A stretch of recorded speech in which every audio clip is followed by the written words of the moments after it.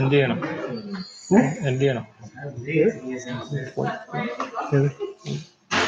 Start എന്ത് ചെയ്യണം? Start ചെയ്യുന്നില്ല.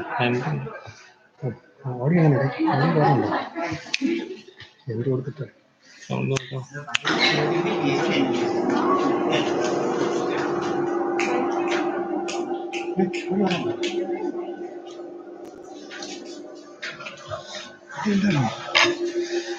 സ്റ്റോപ്പ് ചെയ്തേ.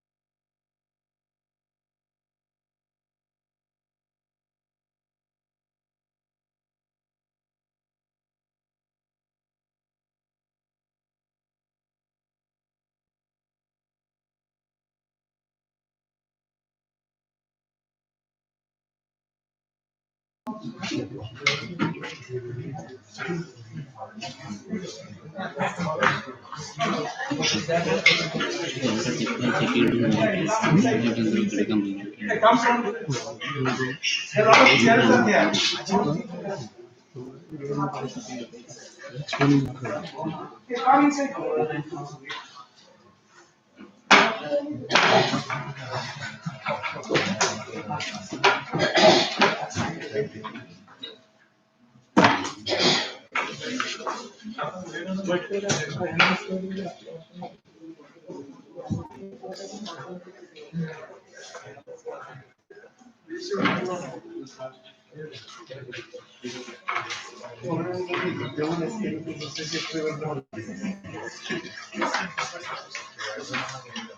I request everyone to follow the COVID protocols and sit in alternative seats.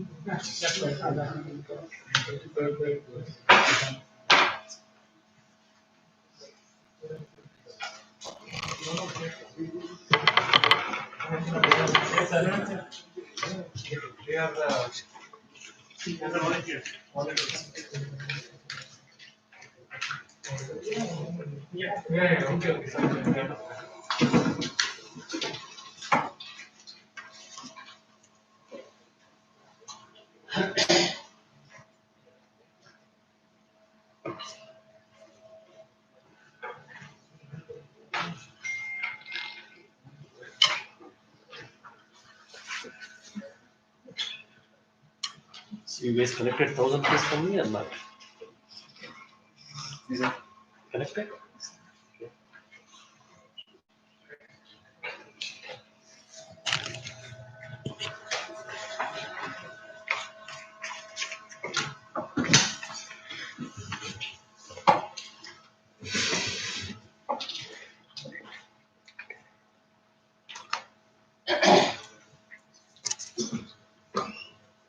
A very good evening to one and all present here.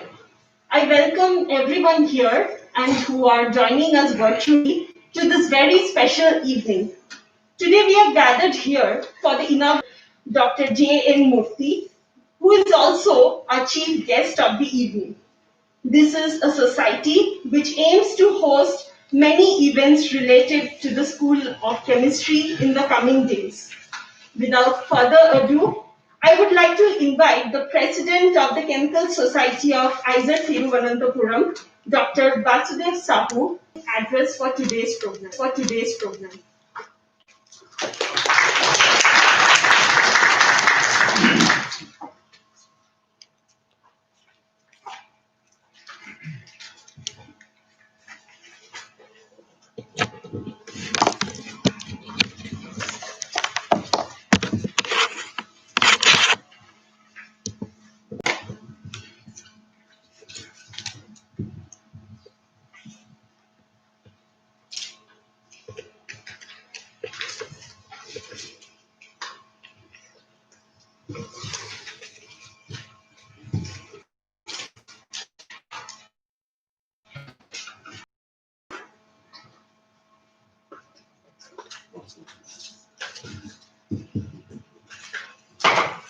Honorable Director, Professor J.N. Murthy, eminent guests, respected senior professors, HOD School of Chemistry, my dear colleagues, and teaching and non-teaching staffs, and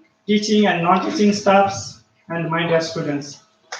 Today, to welcome you all to this inaugural function of the Chemical Society of IISERTVM in this delightful evening. So it's needless to say that how difficult it has been last few months because of these unavoidable COVID situations. Still, we are passing through this phase with lot of restrictions guidelines. But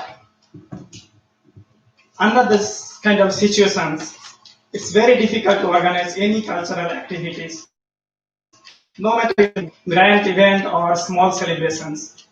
But we have to move on. So we thought that maybe we might be able to organize the inaugural function of our chemical society in this evening in the open air.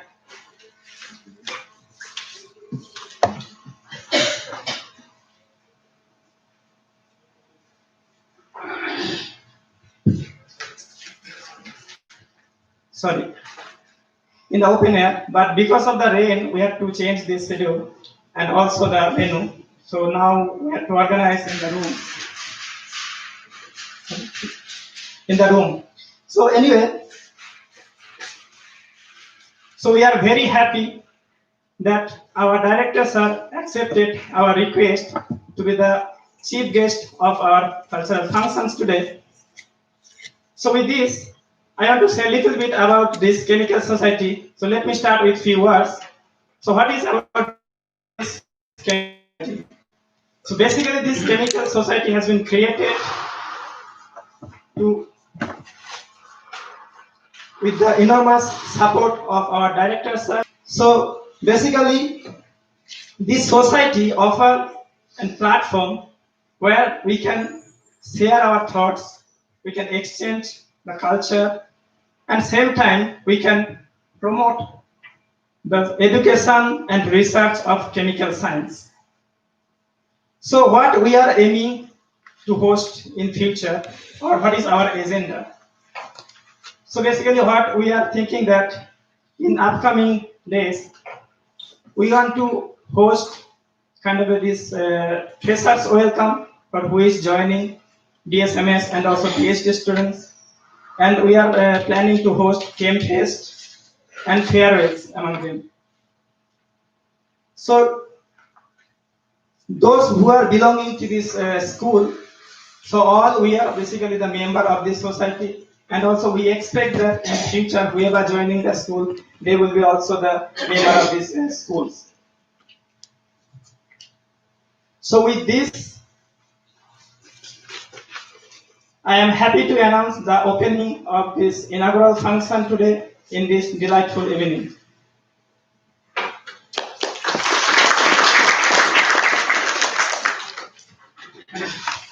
Thank you, sir.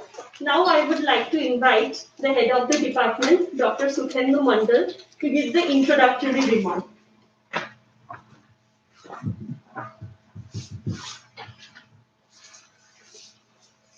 Good evening all. Honorable Director Professor Murthy, Emeritus Professor of the department, and we are having special guest Dr. Padma Shankar and my colleague and my dear student and staff. Good evening. It is my pleasure to welcome you all for this special event to mark the launch of our chemical society. The idea of this society is initiated by our Honorable Director, Dr. Professor Chairman. The concept is to create the society for the chemical community to come together to discuss scientific ideas and other programs involving the students. On behalf of School of Chemistry, we are really grateful to you, sir.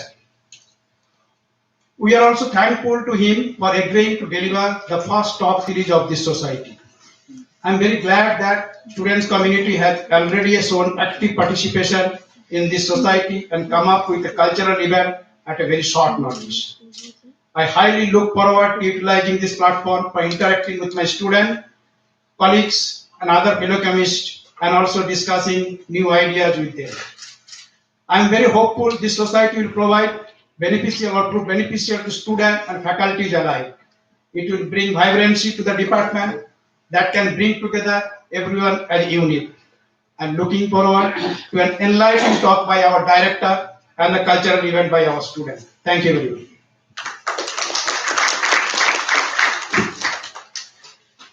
Thank you, sir. Now is the moment when our society is going to be officially launched. So I would like to invite our director, Professor Murthy, to launch this society and also the official logo. So what am I supposed to do? Just click it, right? Yes, sir. It's all virtual. Huh? Okay, thank you very much. It's a great privilege indeed. So let's see what we have here. Put the countdown. Wow. That's- Maybe I think one of you should talk about the significance of this, right? I read something about the logo. I think pretty much everything on the logo signifies completely everything that comes under chemical sciences, right? I think you had one of you had this write up, right? Yeah. Can you there? Oh, okay. Sorry, can see that is students. Yeah, I think let me go through. Let me have the pleasure of reading that. Let me have the mic. I don't need normally. But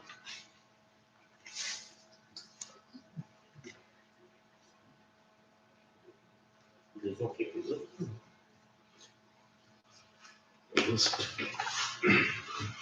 So let me read it out for the benefit of all. The logo of the Chemical Society of IISERTVM is a majestic emblem that renders an ethical feel of the world of chemistry.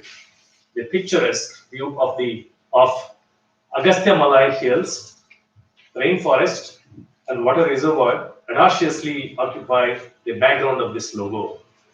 The symbol of people signifies the strength of science in uniting students and researchers around the world. The logo highlights multidisciplinary aspects of chemical science, suited for modern day research, and encourages thinking across various boundaries. The importance of environmental preservation and clean energy are also delineated in the logo, and it sets a reminder for scientists to go hand in hand with nature. I think whoever wrote it, kudos to the people involved. There is so much in it. I think we should all appreciate the effort that has gone in. And as I said, of course, it's a privilege. I was really astonished that the Department of IISERTVM, of course, Chemical Sciences, has been, in other words, is as old as the IISERTVM itself, right? 12 years. And I was intrigued that we don't have here a platform. I belong to the chemical society, chemical sciences community, a family, and some kind of whatever you call, club or society or whatever you call. I think every department should have something of this kind to bring every one of us practicing the same discipline, right? Once in a while together, and basically sort of get together and talk to each other, and such a kind of interaction allows even at times cross fertilization and cross pollination of ideas, and you make friends, and in fact any barriers that you have amongst yourselves basically sort of disappear, and it allows you to move away from the otherwise research, which is a very monotonous life, right? I think and also we exist in Vithura, which is far removed from the city and in an isolated setup, non-scientific life once in a while. I think the chemical society is meant to sort of, give us that platform. I think I'm very happy that the chemical science, I think we should appreciate Dr. Basdev Sahu, who is a new faculty, has put in a lot of efforts to make it a reality today that we have chemical society, right? Having said that, I think what is it that we should do? He briefly talked about it. Every now and then we have students, of course, new batches of students keep coming and just keep going out every year. And many a times we don't even know who these BSMS students who are basically part of our chemical sciences, which is the case in Kanpur. We have no connect with them, right? We have some integrated BSMS program. Only through this kind of activities, unless you teach them, we would not even know whether or not these guys basically belong to the chemistry department, right? A forum like this allows each one of us to know, oh, this is the boy who, is part of our own department. Even the faculty, whether you teach that particular batch or not, but then the students would recognize you and you would recognize the students. And it's very important that we have a chemical society. You sort of organize what are called as the freshers welcome, And when the graduating batch of students graduate, you have a farewell for them. And every year we have Nobel prizes which are announced. In fact, the Chemical Society can come forward and conduct a popular by inviting a practicing scientist in that particular area for which the Nobel Prize is awarded to talk about that particular one, whereby we sort of enlighten ourselves about as to why for that particular year the prize has gone to whoever. Additionally, we have bigger institutions have a much larger flexibility, right? And we could replicate some of them because anything that is positive, I think, why not, right? We don't need to think ab initio so long as that has some positive features. Entrepreneurial skills are a must for students, right? How many get together and organize something? There are only a few that come forward, but some basically sort of stand behind and just enjoy everything. But I think the current day demands you to have sort of absorb various other talents and to be very successful in life. And a forum like this allows you to sort of organize certain events. Any event organization means it's about basically a few people coming together. And when you come together, then you are working for a common cause. When you work for a common cause, you have to basically shed your individual preferences and work for a common goal, which is very important as you grow up as a basically researcher. If you take up a job in industry, then you'll have to contribute in teamwork. And if you're a scientist, maybe you might want to take up highly interdisciplinary activity, which would require you to sort of team up with a bunch of scientists that work in disparate areas to come up with a much better picture for the problem that you are engaged with, right? This becomes basically a seed for that you sort of learn those attributes of dispassionately, putting your personal preferences aside and basically working with the team. There are so many things that become part of this exercise. One might think, why do we need all this? I think the benefits are way too many, right? I think I want every one of you to actively take part in this, and sort of make friends, discuss science, and at the end of the day, what is it that we want? We want to see IISERTVM chemistry department as one of the really rocking department in India. Okay, this is for my faculty colleagues and for the student community. It is you, the student community, which will bring basically the fame to the institution. It's so deeply seated. We are basically cut off from outside world. In a way, you might curse, but a flip side of that is it's such a benefit for us. Full time is available for you. I don't think you get this kind of a serene and tranquil atmosphere anywhere else to stay completely focused on what you are concerned with. In fact, carry out really frontline research because we do have such an infrastructure regardless of the problems that we have a few around. The campus is really well endowed with all the equipments that you can think of. So there's nothing that should inhibit you from taking up challenging problems.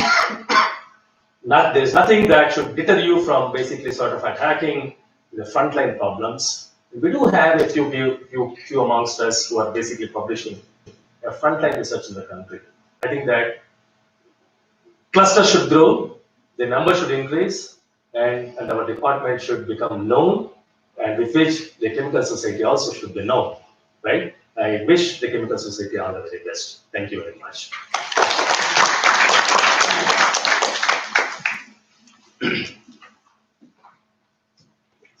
So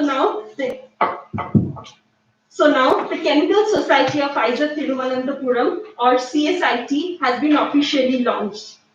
One of the major initiatives of the CSIT is to hold talk series regularly where speakers from all over the world will be invited to share their work, ideas and journeys. And we are indeed very lucky that Professor Murthy has agreed to deliver the very first talk of this series. So without any further delay, I would like to invite Professor Bonkar to chair the first talk session by CSIT.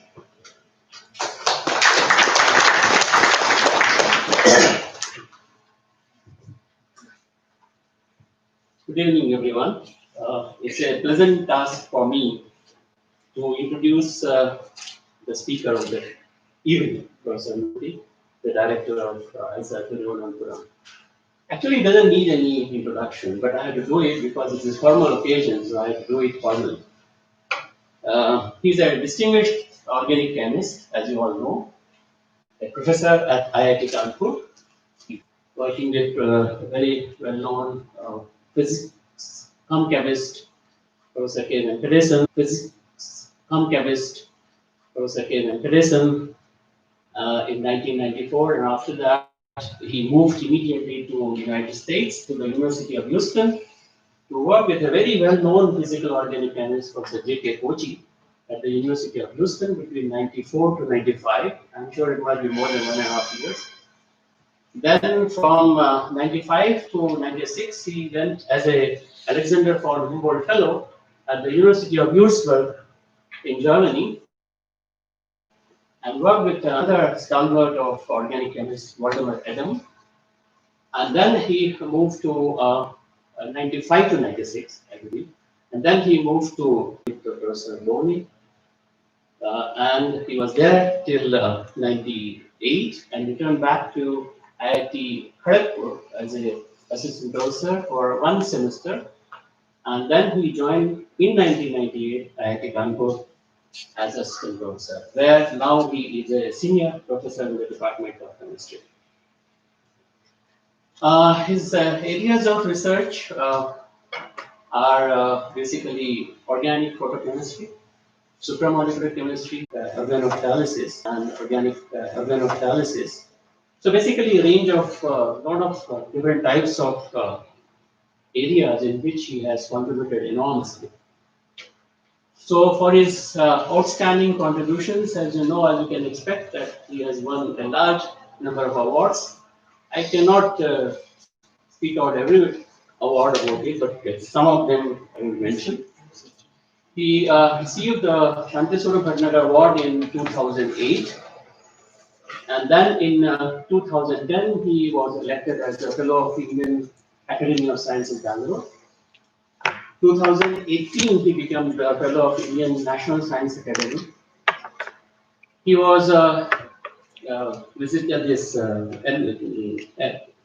chair professor between 2015 to 2018 at IIT Kanpur. 2016 he was awarded the Millennium Plaque of Honor given by the Indian Science Congress Association, which was given to him by the Prime Minister, Narendra Modi. A Jason Bose National Fellow. He continues to be so from 2015 onwards. And he has received medals from CNSI, both bronze and silver medals. I think the list is still longer. I don't think we should stop it here. So basically, and also he recently, as many of you may recall, that last year, 2020, he got the Sastra Senior Medal Award for the excellence in material science and chemistry. So that is his a bit of a background. Apart from an outstanding organic chemist, he is also an outstanding teacher, which was well recognized in IIT Kanpur and other places. But he is also an able administrator, as you have seen in the last. I'm here for about 14 months now, but I'm sure all of you will agree with me that ever since he has joined IISERTVM, he has made significant contributions in terms of increasing the facilities, infrastructure, encouraging research and teaching, recognizing them in different ways. As you know, that new program has been launched, it's IISER program. So a lot of contributions have been made, and making many facilities which were not functional, make them functional so that high-class research can be done. So I'm very sure, as he mentioned also, that he expects that everybody contributes to make this institute as a unique institute. And I'm very sure, I'm very confident. I see Professor Murthy taking up many things in IIT Kanpur also and making things much better than what it was. So I'm very confident that in the years to come, IISERTVM will be one of the best institutes in the country. With these words, I invite Professor Murthy to give a talk on molecules to materials leveraging sterics, not sterics. Professor Murthy.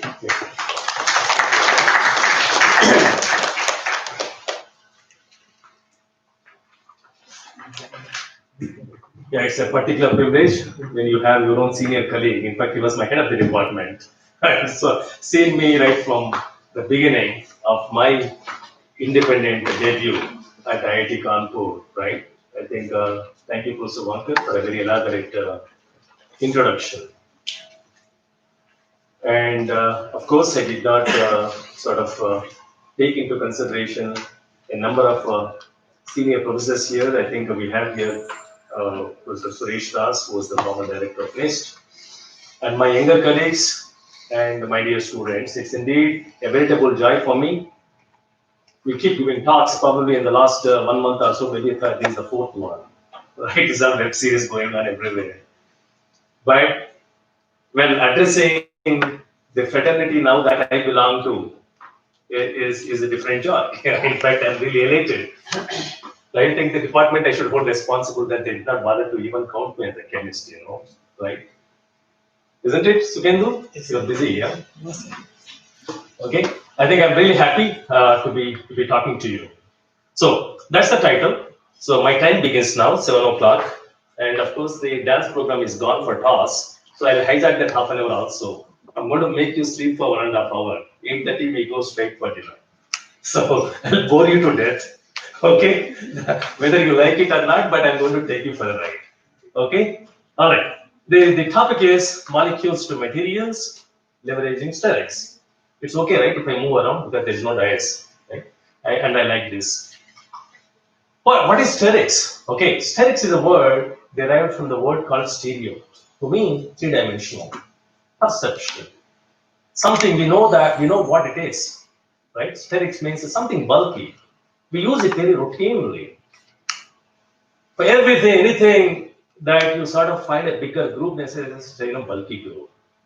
So it is basically derived from the word called stereo to mean three-dimensional perception. So from the point of view of perception, you view it as basically bulkiness. Something that is bulky is steric.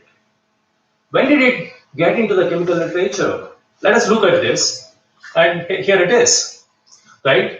This was in, and if you look at the reference down there, 1888.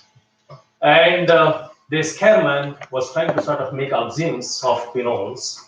And when he tried to do the double oxime formation of benzoquinone, and you have an auto-substituent, and he found that the position that doesn't have an auto-substituent reacted faster, but when you had the auto position as auto-substituent, it reacted slower, and which is when he said, hey, the group has something to do here, that the reaction works very slowly, and started talking about the word called steric, some hindrance. And that's how it all began. And he went on even to say that atoms behave as hard spheres with a definite spatial requirements. Bonding arrangements that do not satisfy the spatial criteria of atoms may result in a sharp increase in the energy of the overall system, right? And such non-bonding repulsions between atoms create strain energy in the molecule. He left it at that. Soon after, of course, the organic chemistry basically sort of exploded. A lot of reactions began to be sort of uncovered.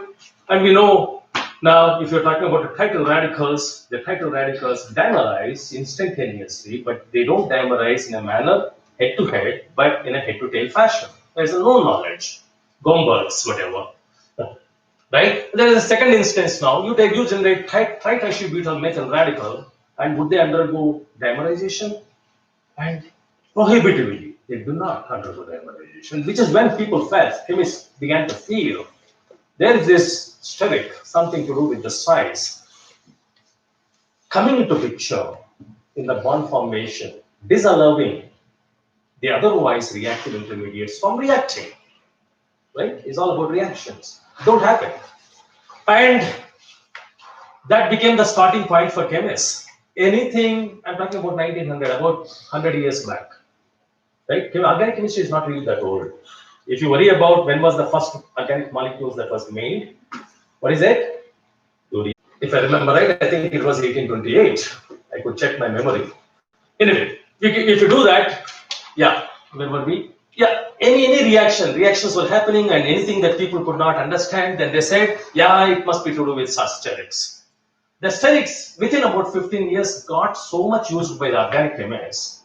And here is this great man, Gilbert Lewis, who went on to say, what is this nonsense sterics?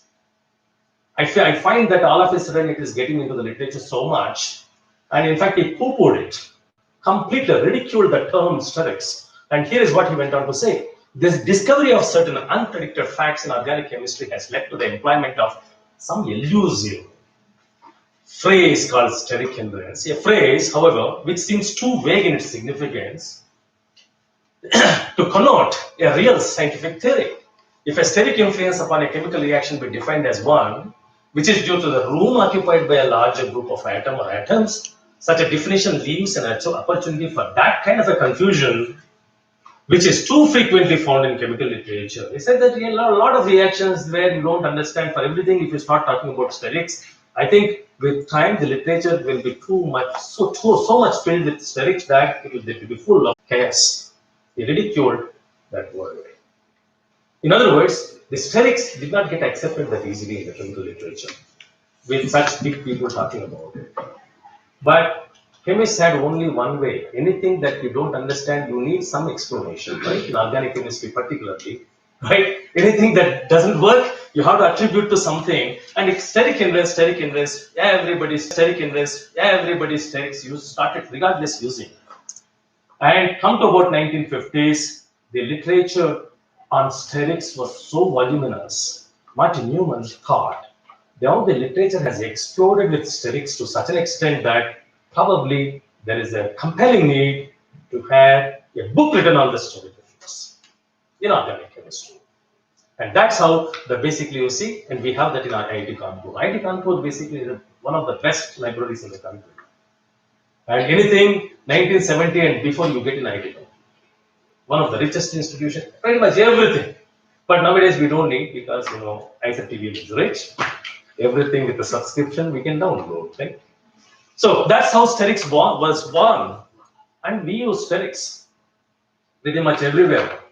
And we do photochemistry with sterics to control reactions. We use sterics to sort of develop some kind of materials, organic materials, porous materials. We use sterics to sort of create the organic light emitting diodes, semiconducting materials. We use sterics to basically control even organic reactions. Right? As I said at the outset, my time is 1.5 hours, so I have 3 topics here. So let us cut it up, 90 minutes. I think roughly I should have 30 minutes for each topic. So let's go through first one, how you control chemical reactivity. The second, I'll try to take you through, right, how we can develop using sterics as a design element, right, to sort of create molecules that give us the expected porosity and make MOFs in metal organic nanosheets, right? And also we can worry about why one has to deal with ordered materials. We can dispense with the ordered materials and deal with highly disordered materials, which is where we speak of disordered porous organic polymers. So let's get to the first one. This is about steric control of oxygen. I'll take only about a few examples, okay? So don't get scared. I may not basically run for 1.5 hours. I'll try to release you before, and I'm sure you'll not start cursing me. Huh? Okay, how did we get to this reactivity? We were working on photochemistry when I began my chemistry at IIT Kanpur. So I began at almost 1999, in December 1999. And we had this work that was published in the initial 3-4 years. And we had, starting from, we are looking at the photochemistry of simple orthomethyl aldehydes photochemically. And they undergo some kind of a gamma hydrogen abstraction. You get some enols and enol cyclides. And you have what are called as butanols. These benzocyclobutanols are fantastic intermediates, because if you take them and deprotonate there, you have oxide O-. The O- basically opens up and gives you dienolate anion there. And such dienolate anions are highly electron rich diene. reacting partners, the deals under cycloadditions, and you can do heterodeals under cycloadditions with carbonyl compounds, and put in some kind of an aldehyde, you can get to this kind of a lactose, and the lactons, if you oxidize them and get to carbonyls and dehydrogenate, you can get to what are called as isophenolates. I told my students, I think we have beta-cyclobutanols to get readily just by shining light. And if you can do 2 reactions there, maybe we can have an access to this kind of molecules. So why don't you do that? Yeah, they did this, but then oxidation, when you tried, it did not work with any of the oxidation reagents that we know of. Starting from PCC, Jones, and Swan oxidation, Desmartin pyridine, no, would not undergo simple lactol to lactone. And my student came back and then said, "Sir, there's something called as IBX, which is getting reported in the literature." That was around from the 1998 to 2000, 2001, 2002. And if you look at the chemical literature, there is a story for oxidation reagents. Initially, to begin with, permanganate-based reagents, chromium-based reagents, but then transition metal-based reagents are not good, right? You don't want to use manganese and chromium, right? And then Desmartin pyridine came. In fact, when I was a PhD student in IISc and listening to one of the eminent persons, he said this is a reagent of the decade. That was DMB in 1988, 1991, right? Around that time. So it was a reagent of the decade, kind of in oxidation chemistry. And then this was getting really popular, and that was being pioneered by none other than Casey Niccolo. And look at a few reactions that were reported. I said, "Sir, probably we could try this." This is what the student came up and said. I said, "Okay, let's try that." And in fact, it started working really well. And this was a girl student called Nidhi, and did a lot of reactions. In 4 years, she got about 10 papers, and one of the fastest PhD in 4 years. And she came from Delhi and finished her PhD and left. Then this is where we began to understand more and more of IBX. Beautiful reagent, but there are issues with this reagent, and has become now one of the sought after oxidation reagents. I think you cannot forget this. This is one thing that I would like you to take back home when you leave this lecture hall. There is something called an IBX, which is a beautiful reagent for oxidations, right? Hypervalent iodine. Iodine we know is a valence is 1, but here you find, if you look at the connectivity, there are 5 bonds. There is a pentavalent, hypervalent iodine. Cyclic system. There is an issue here. This molecule is, despite the fact that it is innocuously simple, yet is dangerous. In fact, part of the lab of Casey Niccolo got burned because of this molecule. In fact, even if you try to sort of find out the melting point, it may come into your eye like a flip, kind of from capillary. And it explodes. And insoluble in a lot of organic solvents. And if that is the case, I think we are lost with the light. What happened?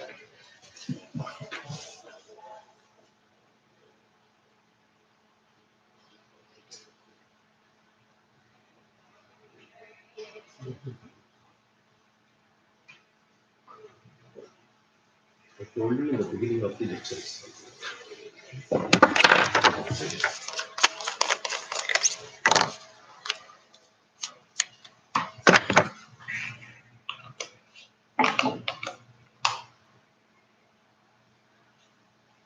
Hello?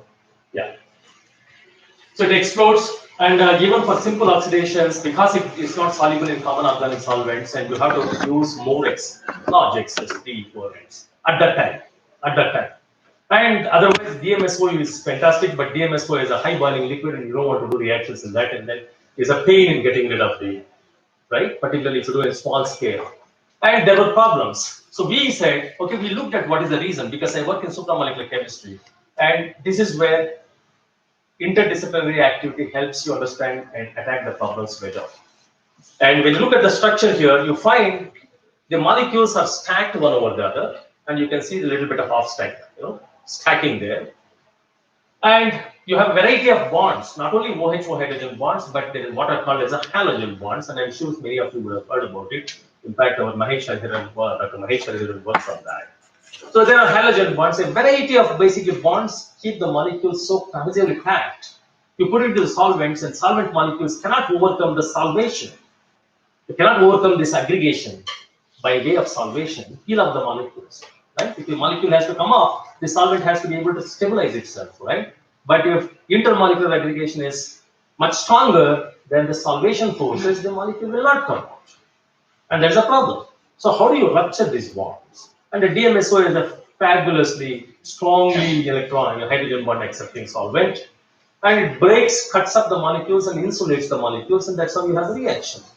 Is it? How can then you generate basically kind of a modified IBXs? And because it's a very reactive system, and people have been working on modified IBXs like crazy, because they're fabulously reactive molecules. And that's the literature, and which is how we got into, and of course, work on IBX alone is basically consolidated there from my laboratory. We said, why not we get into modified IBXs? Can we make IBX really much more reactive, much better reagent? And what is the strategy here? And if you go back to the structure here, you see here, you have an iodine, and you have an oxygen, that oxygen, and you have one OH there, and these are all the bonds that form. These are called the halogen bonds in the environment, in the sphere around basically the halogen. So we said, now there is this kind of a stacking interaction. If you somehow bring sterics around this particular iodine here, for either through that site or this site, then intermolecular aggregation should become weak. If you build some sterics around where you have iodine, then molecules cannot come closer. The halogen bonds and hydrogen bonds should become weaker. If they become weaker, then easy to rupture. So can we build some sterics around the iodine where you have, was our idea. At that time, there was this paper, theoretical paper by Goddard. In fact, Suraj is around here somewhere. Here he is, right? In fact, he was the one who did these calculations for us. The mechanism is that if you have a hydroxy group there and you put methanol in there, and you have basically a hydroxy exchange with the methanol, which is called as the alkoxypyridinane. The alkoxypyridinane then undergoes what is called as a twist, which is called as a high. If you have a group like ortho position there, and this particular group, this hypervalent twisting gets speeded up by 100-fold. 100-fold. Why? Because the molecule here, if you have methyl there, would not like to exist in plane with this alkoxy group because of the sterics. So it would like to twist and get into this conformation where this alkoxy group is away from the methyl group to reduce the steric barrier. And we said, okay, let us try this out. We just tried it out and it worked really well. And it was fine. That was a preliminary result. But then we wanted to make things better. And which is when we said, let us look at this molecule. Now I want to build the sterics here closer to iodine by putting a methyl, and closer to carbonyl as well by putting a methyl. And if you have a methyl cascade, even at the orthocarbons, there would be sterics. As a result, the molecule would be twisted. When the molecule is twisted, it is no longer planar. And stacking interactions should go.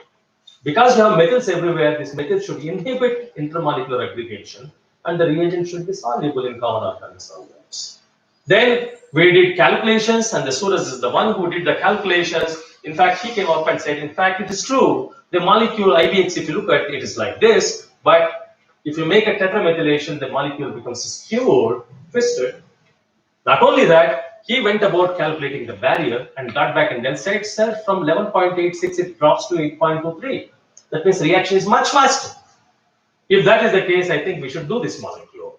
And we do the resynthesis, start with the purine and then get to that particular molecule, and we make this molecule easily, and let us explore some 2-3 analogs of that. Take your IBX there, simple methyl IBX, dimethyl and tetramethyl, and here is the data. Take a very sterically hindered secondary alcohol and see if it can be oxidized, and you find brilliantly in about 2 hours time in DCM, this is converted to that in quantitative units. In common organic solvent DCM. But we don't need 3 equivalents. We can do the reactions in common organic solvents, right? And if you are talking about benzyl alcohols, 9 minutes. You just put the reagent and go to the NMR, it's done. And probably NMR recording takes more time, the oxidation is longer. That fast the reaction works. And not only that, the sulfides can be converted into sulfoxides quite readily. Then we say it's a completely mechanistic paper, and no better paper of journal to me for mechanistic reaction, mechanistic details than Journal of Organic Chemistry. I think for organic community, it's basically a journal sort of stuff. Right now we do have, of course, Chemistry European Journal and things like that which have come into picture. Now, can we do catalytically? How do you make I5? I5 you make taking from iodobenzoic acid, put something called an oxone. Oxone is like HSO5, then bad. You can buy tons of it, cheap, like salt you can buy, and put it there, and it goes to IP3. But in the process of oxidation, you generate I3. I3, if you put oxone, then again you generate IBX. So if moment you generate IBX, if it does oxidation of alcohols to carbonyls, then if you have large excess of oxone, if oxone can regenerate IBX, then of course oxone is known to convert aldehydes to acids in water, right? So you're going from alcohols to carboxylic acids catalytically. We don't need to now make basically IBX separately, put in basically oxone, and you can do the reactions. And we showed that in fact you can do the oxidations in catalytically, over oxidation, but oxidation can be controlled if you don't have water, and do the reaction in nitromethane. And if you have no water, the oxidation stops for primary alcohols at aldehyde stage. And there is the reaction mechanism. It's a beautiful reagent. If so, we know oxone does olefins, converts olefins to epoxides. Epoxides, if you have in water and put in some kind of an acid, because oxone is acidic, right? The pH is about 4. And we immediately reason that you should generate epoxides, open up in water to give you vicinal diols. If you have vicinal diols, then Des-Martin paradigm in chemistry, if you know, vicinal diols can be cleaved into carbonyl compounds. So we wondered if IBX does that. If you have vicinal diol, basically clip it up and then cleave it, can we really accomplish oxidative cleavage of the olefins to aldehydes, and of course, which want to become with oxone acid? Can we do it catalytically? Because we don't need to make a reagent. Iodo acid, if you take and put it in oxone, you generate IBX in situ. Right? In situ generated IBX then reacts with the diol that you have, which is formed from oxone with olefin. And we should expect that we tried n number of reactions, the reagents there, which with oxone become pentavalent, hypervalent iodines, and then convert them into carboxylic acids, and you find that tetramethylated iodo acid here is the one that works brilliantly.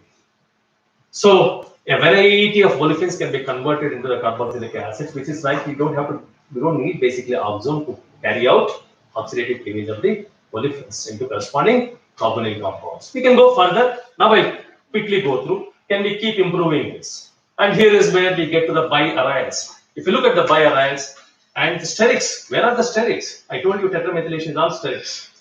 Because of the dimethoxy groups, the pentavalent iodine that is generated is so reactive that you cannot isolate. It works, and put it in in oxone. You don't need to generate that in situ. Whatever is generated immediately reacts, and you can see a molecule in situ. Right? And the beauty is you can take basically diols of that kind and convert them into lactones. We can go further. Can I increase the sterics much more? Where is the limit for it? What is it that we want? We want sterics basically in the proximity of iodo group. And if you put the sterics at the proximity of iodo groups there, right? Nothing like a typical group, right? We know that. More bulky. Then if you generate, the molecules cannot come closer. The reagent should be really reactive. Because of the methyl group accelerates, tertiary group should accelerate much more. Hypervalent crystal. Highly reactive molecule, but then the IBX cannot be accelerated. IBX that is formed is so reactive, immediately converts alcohols to the corresponding carbonyl compounds. And we don't need to care for it. Take this in catalytic amounts and put it, and in fact, you don't need solvent here. Just take alcohol and grind it with oxone, and you have carbon. This is what is called the mechanochemical synthesis. And we can do the mechanochemistry there. I think I'll stop there, and I've shown you some transformations. This is the story of sterics as applied to reactivity. I can go further and further by taking more examples, but let me stop there. Let's go to the second part. Second part is about now, let me move from reactivity to materials. It's all about gain, right? When you talk about the bulk material, what is this bulk material? Any material that you talk about organic, it's basically made up of molecules. And bulk property is dependent on how the molecules are organized. In other words, the bulk material property can be dissected into two factors as to what the material is made up of, which is molecule, and how the molecules are organized is what makes basically bulk properties. So if you dissect basically the molecule into these two, then it comes down to dealing with a molecule, programming the molecules, right? defining the molecules in a manner that they want to become materials that give you the property that you are looking for. Can we do that? Is the question, right? So this is all about toys. It's a basically game with the toys, and toys here are basically molecules. And you want to engineer porosity, and you don't want to shoot in the darkness. You want to shoot exactly where the target is. I want a porous material. I want a porous material. I don't want to take chances. It is going to give me porous material. Right? You make a material and then say, yeah, there's no porosity and frustration. No. How do you do that? You need to sort of glue up the molecules, right? You have to organize the molecules. If you want to organize the molecules, you need a glue. And the glue is intermolecular interactions. So you have a molecular structure, and to assemble the molecules, you need a glue in the form of intermolecular interactions. And we worked on intermolecular interactions until 2020, 2012, 2013, and those are the papers. Right? But we know what is this glue very well. The glue can be hydrogen bonds, glue can be metal ligand coordination bonds, the glue can be organic CC bonds, covalent bonds. Right? You can link up the molecules covalently, which is when you have polymers. Polyvinyl chloride, for example, is a polymer. So here the covalent bond is the glue. You bring up basically attach the molecules where a covalent bond as a glue. Okay, I'll just give you one example. Okay, I want to generate porous materials, and I take a molecule like this. This is a pyrene. Basal plane, you have a lot of space because the aryl rings don't allow anything to come. You have 3 different locations. There is a lot of porosity. So if you glue up the molecules, stitch up the molecules using a hydrogen bond as a glue, you can write at least 2 different ways by which you can basically assemble the molecules. It's like a Tinker toy set, right? And in fact, you can realize both organizations. You can go from one of them is here, the other one is there. Forget about this. For this molecule, there are 2 of them. In fact, they will have 2 different organizations. And you can see here, when you glue up this, there's an empty space that is created, and the guest molecules basically in one region you have one kind of a guest molecule, in the other region you have, by very definition, is a process of purification. Why? Molecules have the tendency to self-recognize. Just as after the thought, we lead you outside and you find that some girls are there on one side, some boys are there on one side, isn't it? Self-recognition. Molecules likewise do that. Because self-recognition is more efficient, and you have basically the molecules of the same type crystallizing out, and that becomes a way of purifying. Now we are countering the natural tendency of self-recognition and telling the molecule, don't you crystallize yourself, guys, but just do so by incorporating some partners with you. Right? Can we engineer that? We can engineer that. It's all by dealing with the molecule. Right? We can go further. Why that?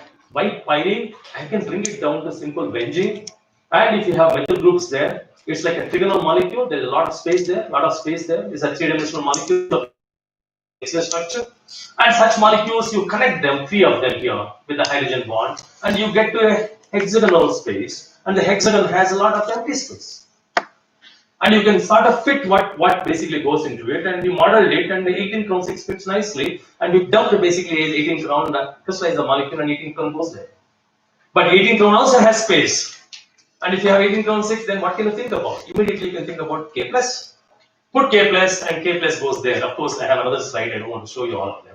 But in the absence of K plus, guest molecules go there. Now you try to get a crystal here. It's a multi-component crystal of at least 5 different species in one crystal. Now you try to heat it, first solvent goes up, then crown falls apart, then it basically crystal decomposes. It is like basically onion layer. You peel off one after the other. You can take off the solvent, then you can take off basically the 18 crown 6, then you can decompose, get to the kernel. These are called as a molecular Russian dolls. If you go to Russia, you find that one small tie can be put in the next larger one, and both of them can be put in the next larger one, and you can create basically 6 or 7 series, and you keep taking out one after the other, like onion layers, you can generate molecular Russian dolls. They are equivalent to molecular Russian dolls. Okay, so that's about hydrogen bond. The glue is hydrogen bond. Now, I can give you a lot more examples, but I thought I'll just give you 1 or 2 examples of our joy actually dealing with molecules. We enjoy this. It's all about talking to the molecules and they behave the way you want it. Now let's move to the next glue. And we naturally made a profession. In fact, we were one of the first in the country to have published in MOFS chemistry, 2005. There were inorganic chemists, I think, led by Natarajan and Professor C.N.R. Rao, but in organic level, we were the first to publish in MOF chemistry. And that's the paper there, so I think we'll show you later. Now it's all about organic linkers, linking up organic linkers where metal ligand coordination is a bond. Glue is metal ligand coordination. Now it's all about what kind of organic ligands you want to generate. I'll give you one or two examples. I don't want to get into this. It's not limit is your imagination. And of course, chemistry has been pioneered by Yagi. A lot of applications for this basically. Why? Because hydrogen bonded molecule systems collapse in solvent. But metal ligand coordination frameworks are stable, more stable, and you can do something with them for storage, catalysis, and all kinds of applications. So, guest inclusion chemistry got basically sort of thrown out of the window, and metal ligand coordination chemistry became very important from 2000 onwards. And here it is. And our premise is only this. What is the premise? You deal with a molecule that is rigid and have concave shapes. If you have concave shapes, I showed you the molecular Russian now. And at the end, you basically install groups where you connect. And if you do that, for example, there is a strategy there. I think we like throwing it out. It's useless. I think, how many times I told you don't run with that. I think I know I live with this. So it's working. I just tried now, right? It's become so weak already.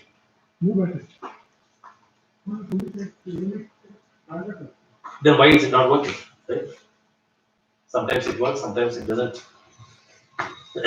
Okay, this time on the periphery you put the groups like that, and you put a zinc, and of course these are the groups that get stitched up, and this porosity, whatever concave shape you have, translates into the pore that you can see. You published a lot of papers on that. Definitively, in a bottom-up fashion.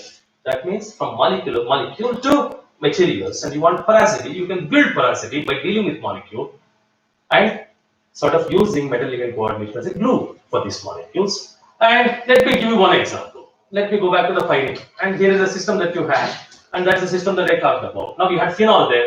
Now phenol, I'll sort of do a trans-esterification and make basically with lactic acid and put in a chiral group there. And there is now basically the group that I can use for metallation, for glue, carboxylic acid. Carboxylates basically react with metal salts and give you metal carboxylates. And the molecule has inherent features of concavity there.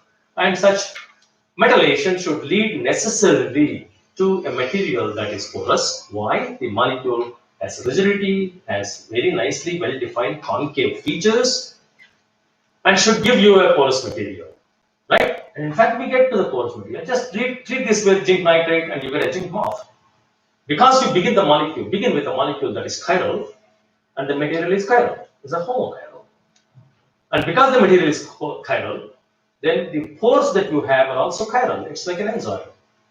If so, pyrene is brilliantly fluorescent.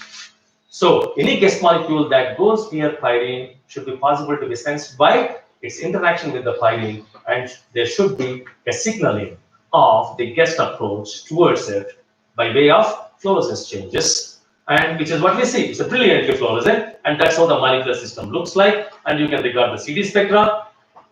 And of course, I'll not get into what kind of guest molecules, and we have taken all the naturally occurring amino acids, 20 plus, and you screen them. And why natural amino acids? Then you come for a separate lecture to me, and I'll explain to you. But you find that only one histidine quenches the fluorescence brilliantly, and no other amino acid basically is touched, which means it typically behaves like a sensing material. Not only it is a sensing material, because of the pores being chiral, now it discriminates between even D and L. Right? As a chiral porous material that exhibits enantioselective sensing of chiral amino acids. Right? We can move on. I don't want to talk about MOFs. Now let's move to the MONs. Demons. No. Metal organic nanosheets. Why have they become important? I'll take one of the papers. And after Nobel Prize in 2010, and people wondered, can we make graphene analogs? And why do we have to stay with only the carbon? Can we have basically two-dimensional sheets of metal organic structures? Right? If graphene is carbon, all carbon, can we have metal organic nanosheets? Why? If you have some kind of a sensing moiety there, then because of the larger surface area, the efficiency will be damn high. Exposed sites will be a lot. If you put up basically some kind of a catalytic site, they can be used for catalysis, right? And if you look at basically, of course, in the 2016 world, one of the CNEN basically sort of picked up this, and world over there is a basically explosion in terms of research on 2D materials.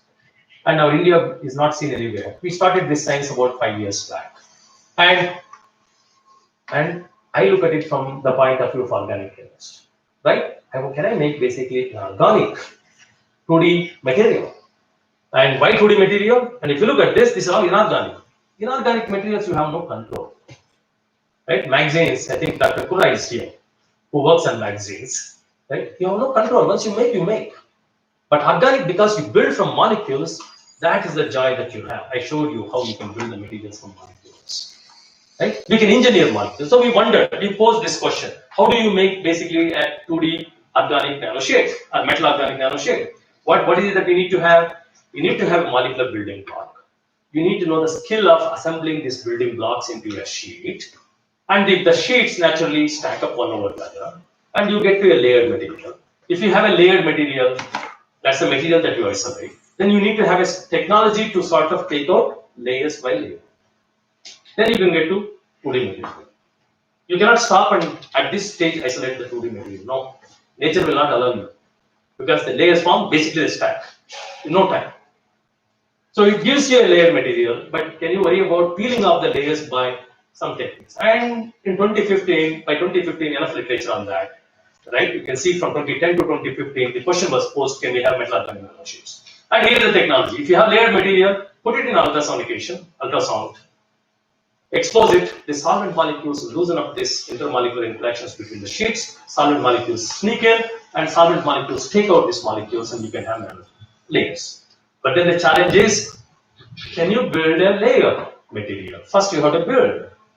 So it's a bottom-up fashion. I take a molecule, tell the molecule, you are not going to go in all possible directions, but go into a two-dimensional sheet.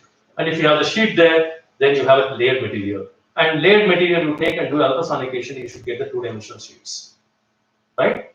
And of course, I'll show you a strategy, brilliant design, right? We did not make it to Jackson. These are basically crazy guys. You don't know when their mind is right. And if you look at this molecule, how you have built the molecule. Now it's all about concavity. So take a tryptosine, there is enough synthesis there. And this has a basically concavity, and at the end I put carboxylic acids. And now you metallate, it cannot go. It will go only in this particular fashion, into a sheet. But once it goes into a sheet, and if you look at the molecule, you have nitrogen there, it's the imidazole, and NH there. NH will be on one side of the sheet, NH will be at the other side of the sheet. Nitrogen will be here, NH will be here. So if two sheets come, the nitrogen comes and forms an NH and hydrogen bond. And the sheets stack up with hydrogen bonds. This is what we expected, and we made the molecule. In fact, that's what happens. You have sheets there. And every sheet has a lot of porosity, as you can see. Brilliantly. But the sheets basically sort of offset one over the other and stack up. Now, can we break this? These are all the sheets. How do you break? Because you have hydrogen bonds. So if you have hydrogen bonds, if you want to break, I talked about IISERTVM chemistry, put it in DMSO and do an ultrasonication. Then DMSO should take off basically these molecules into the solvent as sheets, and we should have sheets. Does it happen? I'll try to show you. In fact, it brilliantly happens. How do you know? When the sheets are stacked, the whole molecule is fluorescent. Fluorescence is completely gone. But if the sheets come off, the intermolecular stacking interactions are gone. The fluorescence pinching mechanism get basically liberated, turned off, and you see the fluorescence. And you go to the DMSO, and you see the fluorescence. Brilliant fluorescence. The first ever time we showed that, in fact, the delamination, exfoliation of the layers can be signaled by the fluorescence. Now, I'll go to the next. I think your chemical society allows me another talk, and that will be second talk. Okay? And what is it that we do? Basically, if you look at all the lenses, you go into the sun, you find the different coloration happens. It's not because of the photochromes. What these do, they absorb the visible light or ultraviolet light. Ultraviolet leads to generation of a visible colored material. This visible colored material absorbs the visible light, turns it back to the colorless form. So colorless form absorbs the ultraviolet radiation, colored form absorbs the visible light and both sends it back. Cycle is set up so the light doesn't reach your eye. That's how you see all cricketers basically with all, flashing glasses on their heads when they are in the field because a lot of sun. It filters out the radiation and eye gets sort of protected. They're called ophthalmic lenses, photochromic lenses.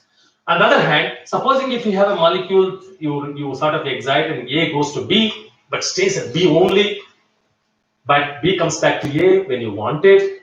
So A to B is photochemical and B to A is by some other mechanism, then it's a switch. You can turn on, turn off. If you know how to turn off, bring it back. So there are two extremes. So if you can generate from A, B, which is stable forever, will only go back when you want it, then it's a molecular switch. But you have no control on that, but it goes back rapidly, then that has application in ophthalmic lenses. So we do this chemistry quite a bit, and one of the systems that we have been working on is here, right? If you take this particular one, you shine light, you see this is a very closed molecule, and you shine light, it expands. And it expands and becomes, these are called as orthoquinoid intermediates. And we have been working on this chemistry for a long time, I think from 2007 onwards, a lot of chemistry on that.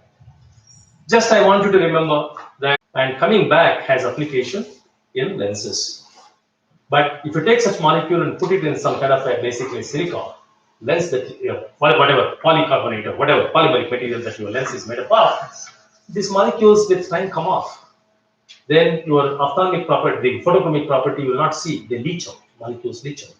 So you need to bind these photochromes in the polymeric matrix very nicely so that you have the materials that are durable, right? And for that is where the applications are. We wondered, can we make these 2D nanosheets, which are polymers, and the material that is made for the ophthalmic lenses also is a polymer, mixed polymer. It's not like a small molecule, so cannot come out now.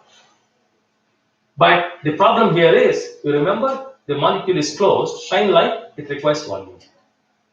And because it requires volume, these molecules in the solid state cannot be used. Why?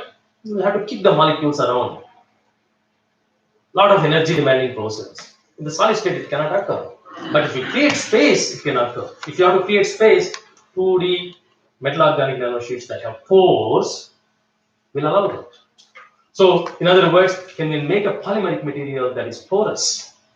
And which is where we got into this chemistry. Okay? Now, the concept is simple here. Again, concavity.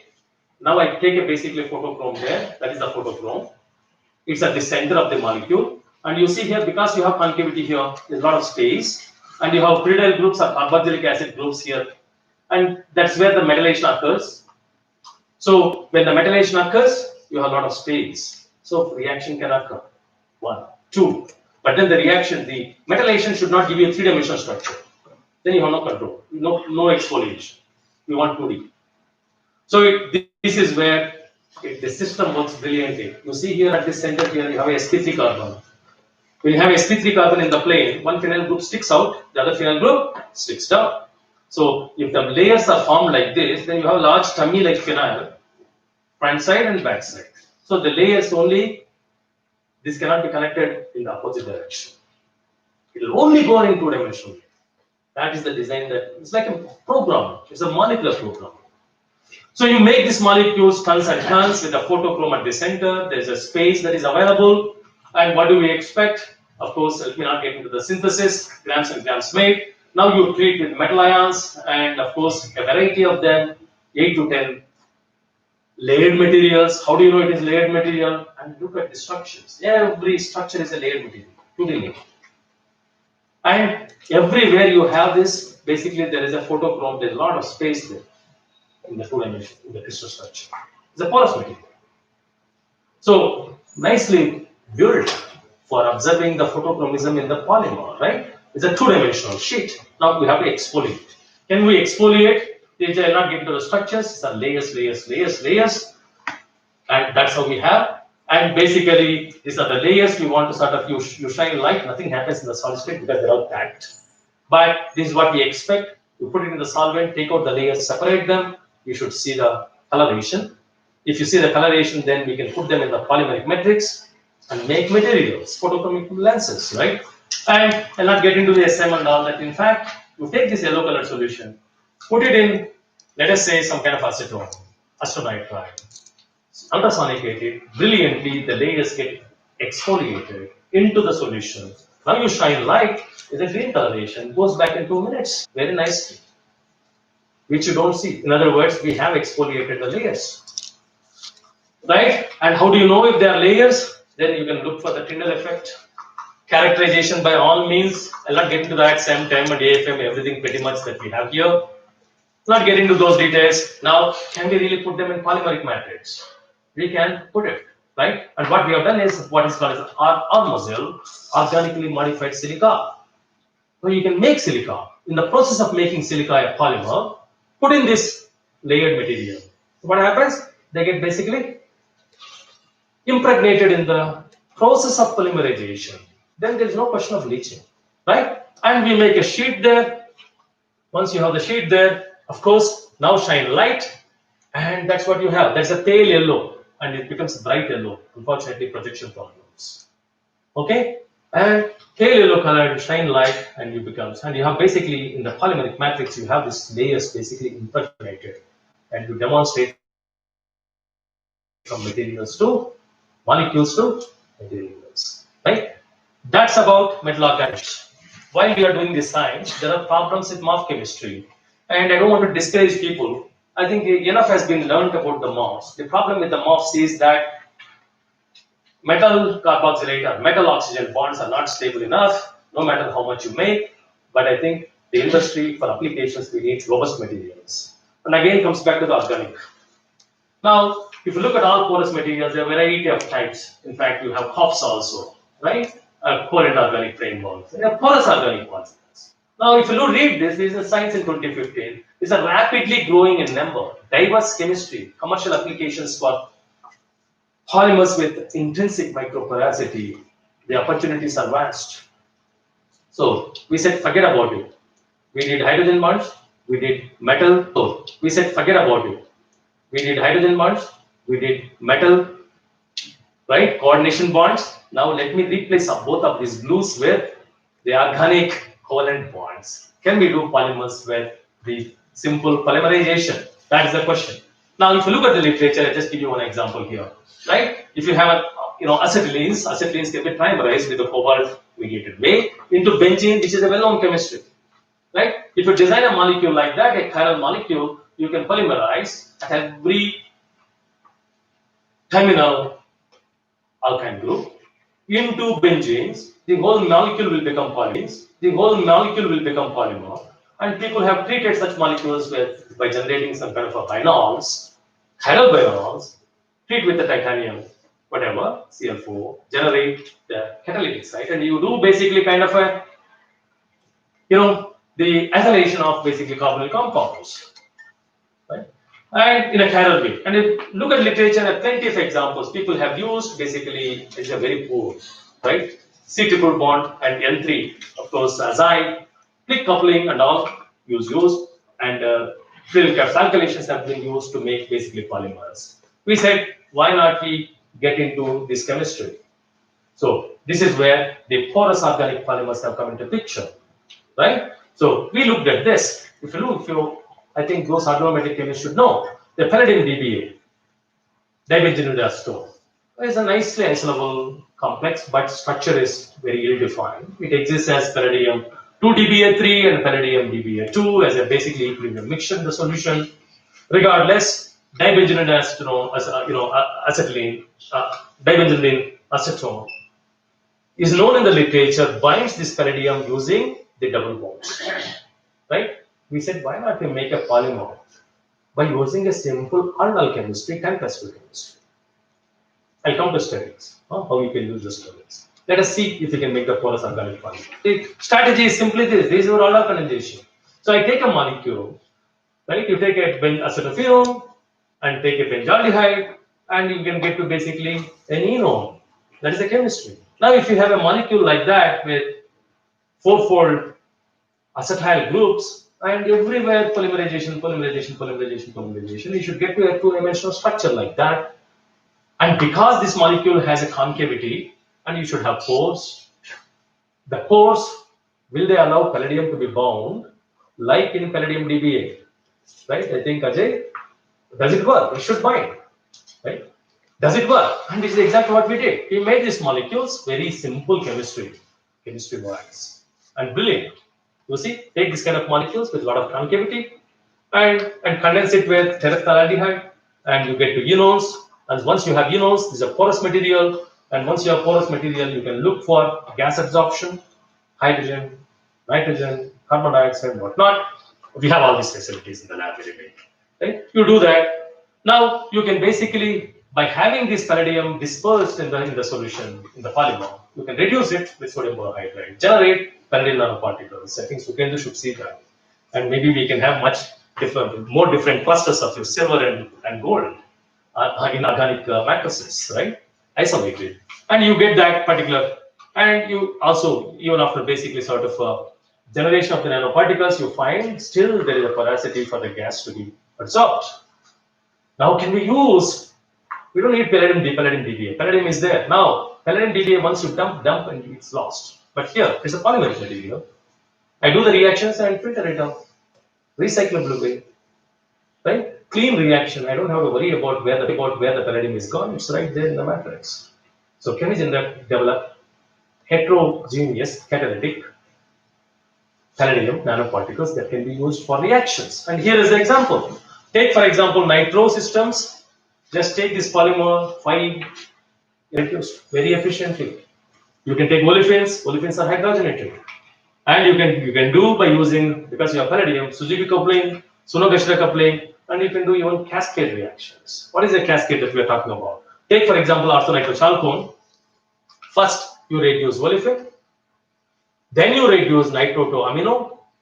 Now there is no conjugation. Amino carbonyl, if you have, immediately they form imine, right? And once you have imine, then imine also can be reduced. You get tetrahydrophenyl phenols very nicely in one pot, a cascade reaction by using the palladium nanoparticles. Now we want much more. Now I want to use sterics. What is this polymer? Polymer, I want porosity. Why do I want porosity? If I want to do the reactions in the polymers, I need some space, right? I need some space. So I need to create space in the polymers. If the polymers stack very closely, then useless. But we are good at this game. So I take a molecule that is twisted, and when it's twisted, you make polymers. Then the polymers, when they come closer, there are the sterics, won't allow you. We're talking about the sterics everywhere. So you take this molecule and do a bis-Friedel-Crafts alkylation. Just treat it with FeCl3 in DC at 80 degrees, and everywhere you will have this kind of a cross-linking. And once you have this kind of a basically bisalkylated polymer with porosity built there and treat with the chlorosulfonic acid post-synthesis, sulfonic acid groups sort of get generated there, and you have sulfonic acid appended to the polymeric material. In other words, you have now a polymeric porous material with sulfonic acid functionality. It's all about going back to organic reactions and then see which are all the reactions that are catalyzed by Lewis. Lewis or Bronsted analysis. We're using sulfonic acid. Can we do that by using this polymer in a heterogeneous fashion, catalytically recyclable way? And here it is. The material is really porous, brilliantly porous. You can characterize by chem and whatnot. Now here are the reactions. The chromeins that I talked about, photochromic systems. We use our own reactions. Normally they are very low yielding, but with this reaction they work brilliantly. It's a cyclocondensation reaction. In one part you have a lot of steps going on there. And you can use basically nitrostyrenes, do a dipolar cycloaddition, and make basically kind of triazoles using, and very clean yields, right? And we still have a lot. And I'll show you one example as applied to materials, right? Because of sulfonic acid, you have H plus. The H plus can be sort of exchanged with any metal ions or organic cationic species. And organic cationic species, you have plenty of them in the form of dyes. Methylene blue is a cationic dye, which means H plus can be exchanged by cationic dye. So if you have a mixture of cationic, anionic, and neutral dyes, only cationic dye will bound in the pores of the organic polymer, leaving behind the neutral and the basic dyes. In fact, a brilliant application. You see here, you take a methylene blue, put polymer, all the methylene blue is basically absorbed. You get a clear solution. It's bound in the polymer. Polymer is sitting only a few milligrams at the bottom. And this basically you have a rosanilin, and rosanilin you put basically this particular one again. This is the cationic dye. You see the cationic there, cationic dye. It's absorbed. But on the other hand, and you have here RHB is a rhodamine, which is also cationic, is taken away. But let's go here, and if you put it in basically methyl orange, which is anionic, nothing happens. This color remains the same. Now you can mix two dyes, and I have shown it here. And if you mix both of the methylene blue and methyl orange, you get this color. Into that, if you put basically this MO is methyl orange, which is basic, it's not supposed to be touched. Only methylene blue is supposed to be touched. The mixture gives you this color. Now, if you put a dye, you see that methylene blue is taken away and then leaving behind only the methyl orange. Dyes can be separated. This is the fun that you can have with polymers. But again, built from simple molecules, polymeric materials that have real applications. So, I think let me conclude. That's about 1 hour, right? 7:02 is 7:03 is when I started. That still leaves me 3 minutes. But I wanted it to be around 45-50 minutes, and I'm sorry. 10 minutes I have exceeded, right? I think, sorry, I think students, it's the students that make our existence. If I'm here, it's no doubt, without saying, goes without saying, it's because of their sweat, their contributions that I take the pride, I enjoy, and I have the opportunity to present before you. It's you guys that make our life really great. If I'm here, it's because of the contributions by my students. And you're also students, and I'm sure you are the ones who will make you supervisors proud. Okay? It's my present duty to acknowledge their contributions over several years. Several of them have become already faculty here and there in IITs and IISERs, right? And some are here, and you see Swati around, and some students keep coming. And I have some collaborations, and of course, generously supported by SCRB. Everybody, thank you very much.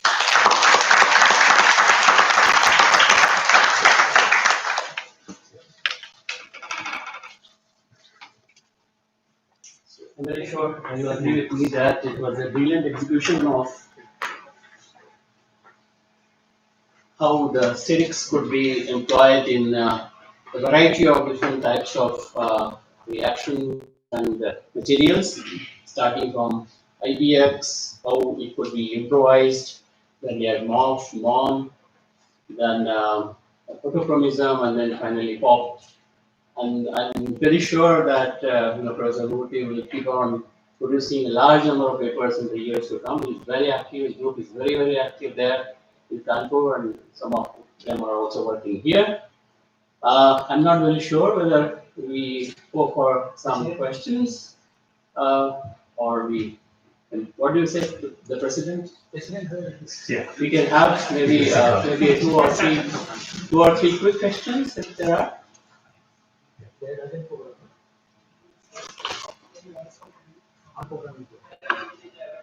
2-3 questions can. Okay.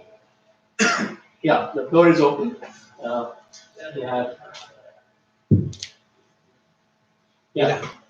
You're right. You show one of your slides. I will argue why is history. Why won't you? This is what I said. I said that time. I need a special class for that. The reason is, it's only basically which are the amino acids that are also cationic at the same time. Normally they exist as bitter ions, right?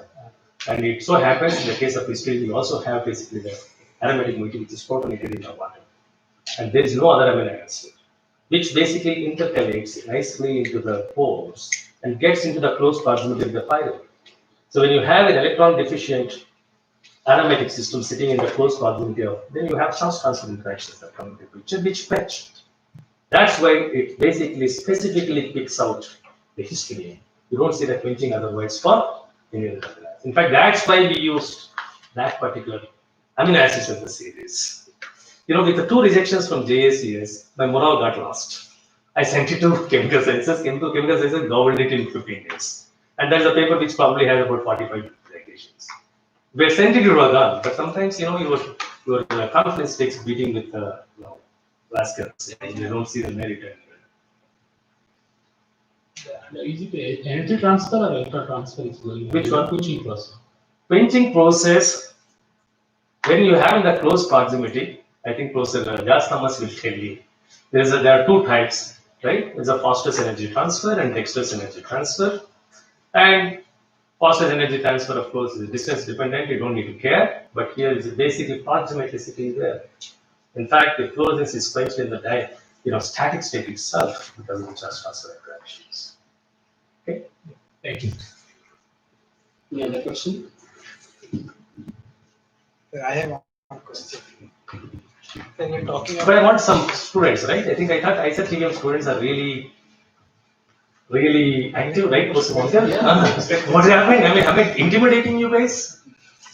No, the reason is that your lecture was so lucid, so clear No. that probably it didn't raise any questions. Didn't go inside anything, right? No. Yeah, from some student community, anybody?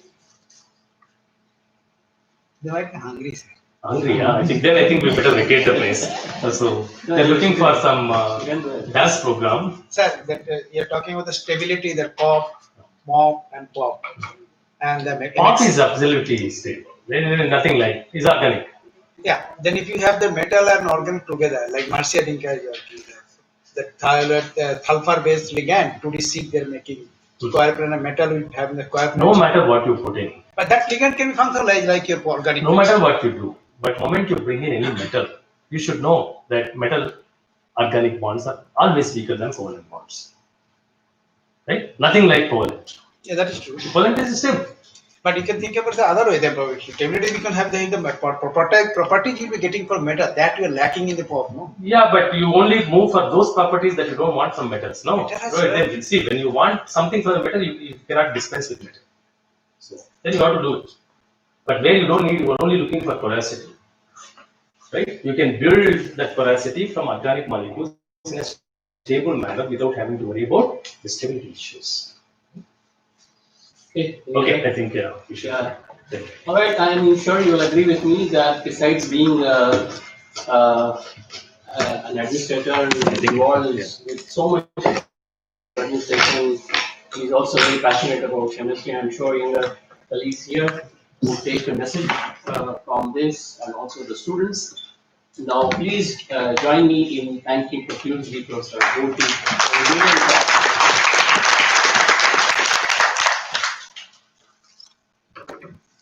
Thank you, Professor Murthy, for this enthralling talk. It was really a wonderful start to the CSIT talk series. Now, just as science is central to the progress of the society and quality of life, so is expression of individuals through art and culture. To celebrate today's evening, our students have arranged for cultural performances reflecting the rich heritage of our nation and this home state. The first performance is by Amita and Fulu.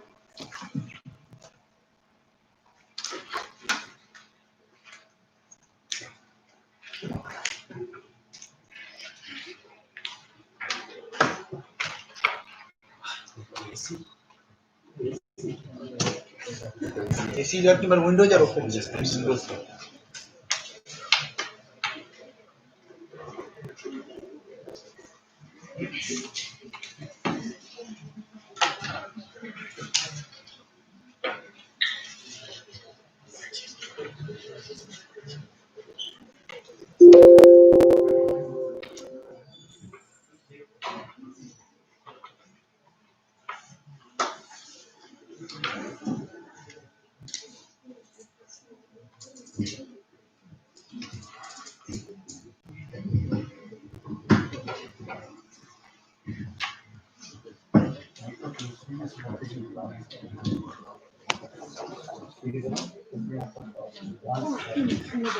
No.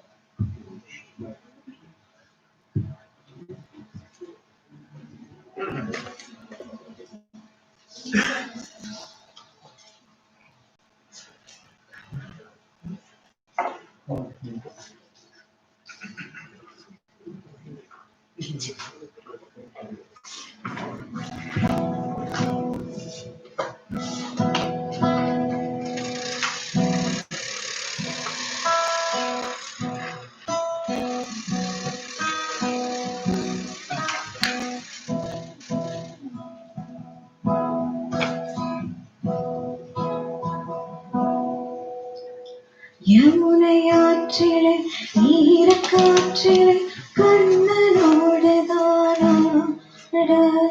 பார்வை கூப்பிட பாதை பார்த்திட பாவை ராதையோ அது மன்னன் இல்லை கூட இளைய கண்ணீர் இமைத்திடாத கண் இங்கும் அங்குமே நீர ஆயப்பாடிய கண்ணன் இல்லையோ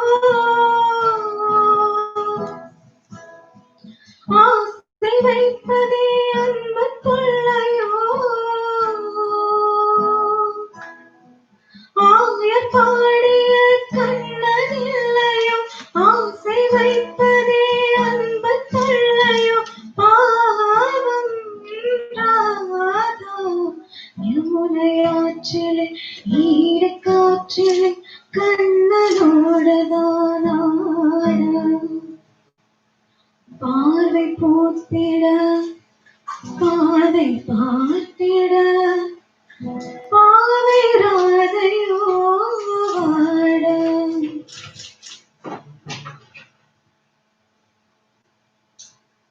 வந்ததா சுவாச காற்றில் வாசம் கூட ஆசை பேசதா உன்னை நான் நினைத்தாலே மழை தூவதே உனையின்றி வாழ்வில்லை வானமே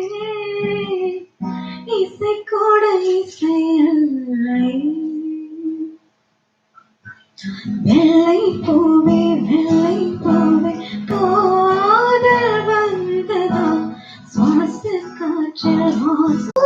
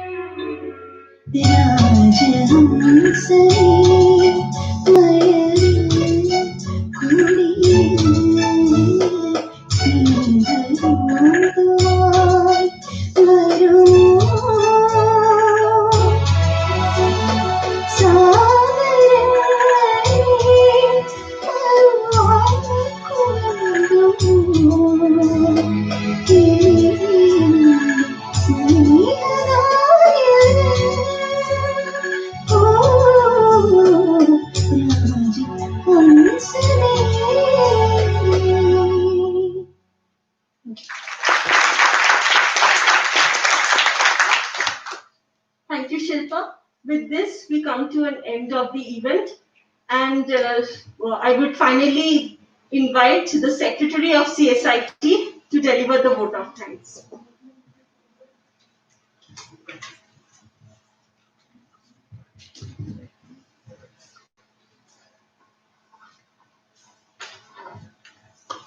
Good evening all.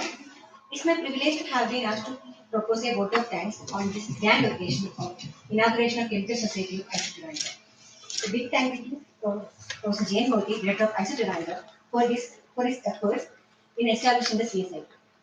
We are grateful to him for delivering an illuminating lecture on this series. Sir, we are inspired by your great words, and I thank on behalf of CSIT for your generous cooperation and support. I'm also very grateful to Professor Y. Randall, Emeritus Professor at IISERTVM, for chairing the session. I also thank Dr. Ratmais Randall for her presence.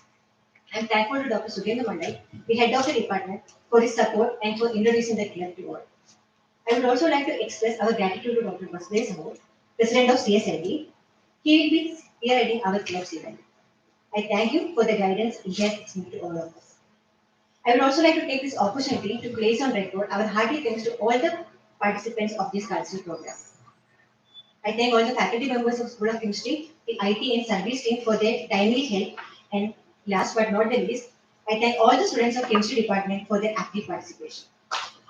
And we have been fortunate enough to be backed by a team of very motivated and dedicated students of our department, and without their help, this would not be possible. So I take this opportunity to congratulate each and every one of them for helping us for planning this event.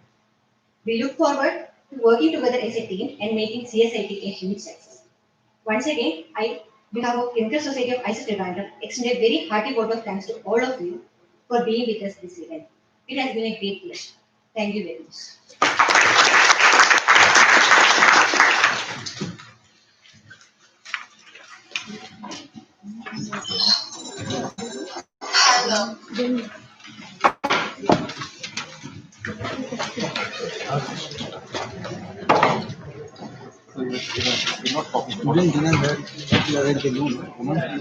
Find it point that dinner will be available for the students at C. Attention everyone, the dinner for students will be available in CSB near Suleiman.